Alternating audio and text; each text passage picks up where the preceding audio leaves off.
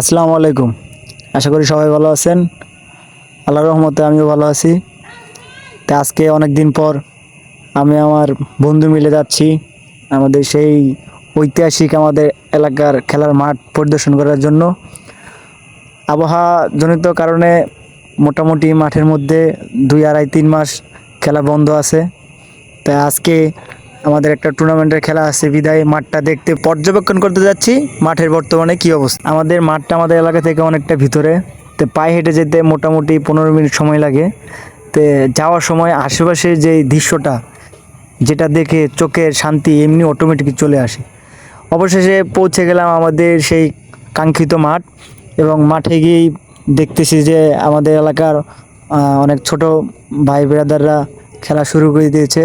কিন্তু এই যে মাঠের দেখেন যে পিছন সাইডটা পানি জমে আছে, এখনও মাঠ ওরকমভাবে প্রস্তুত হয় নাই।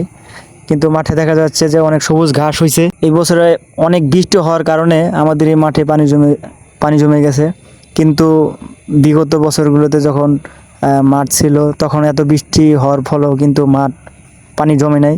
কিন্তু এবারকে বৃষ্টির মধ্যে ফুটবল খেলার কারণে মাঠের অবস্থা খুবই খারাপ, খুবই ভয়াবহ অবস্থা। এই যে আমাদের মাঠের আরেকটা পাশ যেটা পানির তলিয়ে গিয়েছিল, অনেক বৃষ্টি হওয়ার ফলে এই সাইডটা মোটামুটি পানি নিচেই ছিল, এখন পর্যন্ত পানি শুকায় নাই। তা মাটি অনেক কাদাযুক্ত হয়ে আছে, এখন এটা শুকাইলে তারপরে খেলা শুরু হওয়ার আশঙ্কা আছে। তা আমার সাথে আমার বন্ধু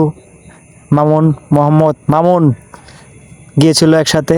তো যাওয়ার সময় সে আচার খাওয়ার একটা আবদার করে, তো দুজনে মিলে সেই 2 প্যাকেট আচার নিয়ে মাঠে যাওয়ার পর তার আচার খাওয়ার রিয়াকশন দেখে তো পুরাই মাথা নষ্ট। এখন আজকে এই পর্যন্তই, আশা করি পরবর্তীতে কোনো ভিডিওতে দেখা সাক্ষাৎ হবে ইনশাল্লাহ। ভালো থাকবেন, সুস্থ থাকবেন। আসসালামু আলাইকুম।